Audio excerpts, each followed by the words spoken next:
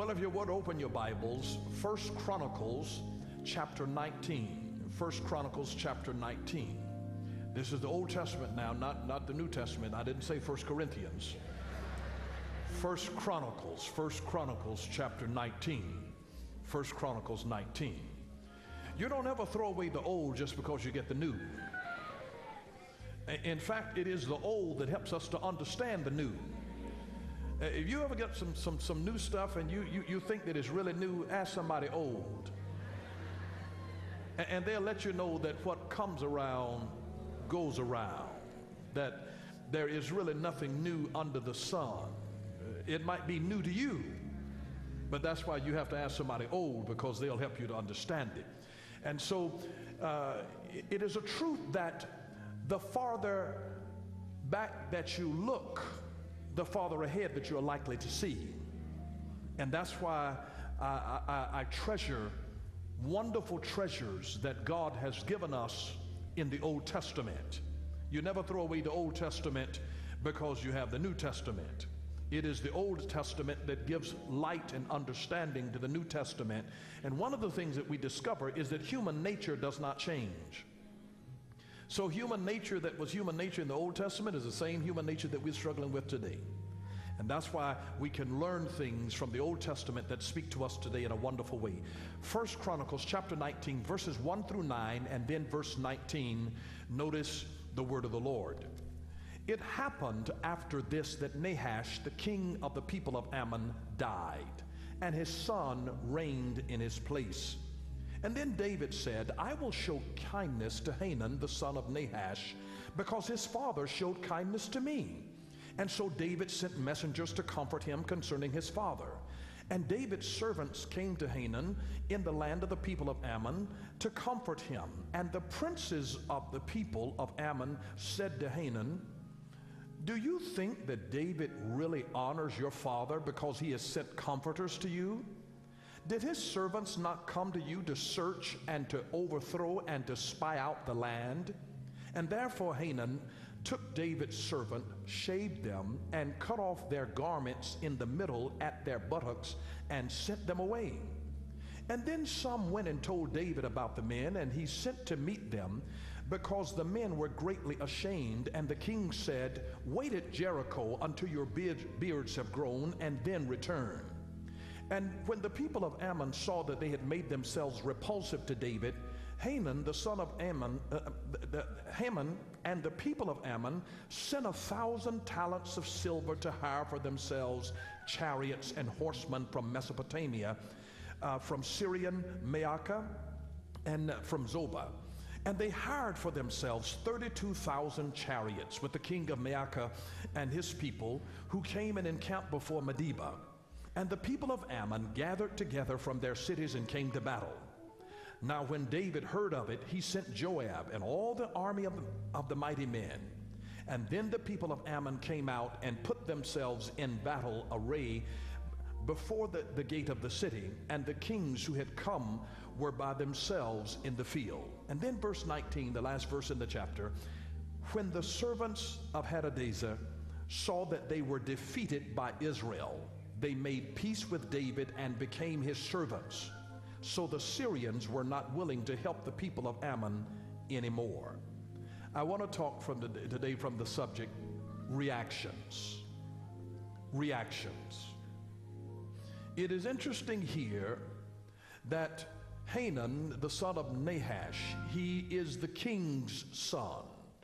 The king is dead, and now his son is ruling and reigning in his place, and he has reacted poorly to David, who was honestly trying to be kind to him because Hanun's father had been kind to David. But he had people around him, princes around him, advisors, counselors around him who didn't understand David's heart, so they reacted out of their fear instead of responding to the truth of what was honestly happening. We could call this, in a certain sense of the word, here is the law of cause and effect. And because Hanun reacted poorly to what went on in his life, he caused a very, very disastrous war to ensue. The law of cause and effects basically says that for every action, there is an equal reaction. It basically says that every cause has its effect and every effect its cause. And it basically gives the idea that there is no such thing as chance. Even the French philosopher Voltaire said that words like luck and chance and coincidence are really invented to express the known effects of the unknown causes. Ralph Waldo Emerson said that shallow men believe in luck or in circumstance, but strong men believe in cause and effect. It was something that David did that then caused Hanan, the king's son, to react poorly. And my question to you today is, when things happen to you, are you reacting poorly to it or taking time to honestly respond to what happens in your life? You see, your perspective determines your reality. It determines your reality and your reaction. Your perspective, your perspective. Hanan saw this thing from a wrong perspective.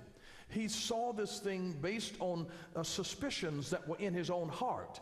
And if you respond to people out of your perception, you're going to have a poor reaction to them, and cause trouble sometimes in your own marriages, in your own homes, on your own job. Somebody will do something, and then you are interpreting what they might have meant by it. I wonder what she meant by that.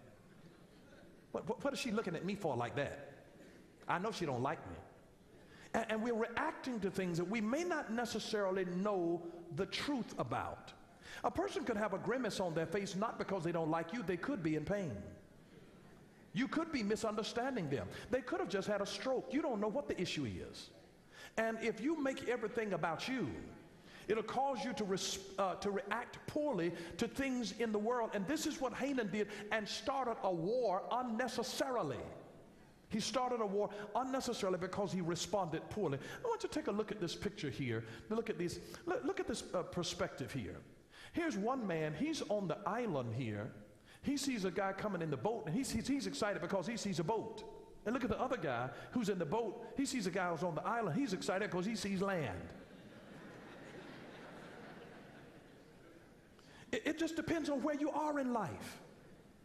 It's amazing how you can have a little piece of something. You can see somebody else with something that you don't have, and you fall in love with what they have.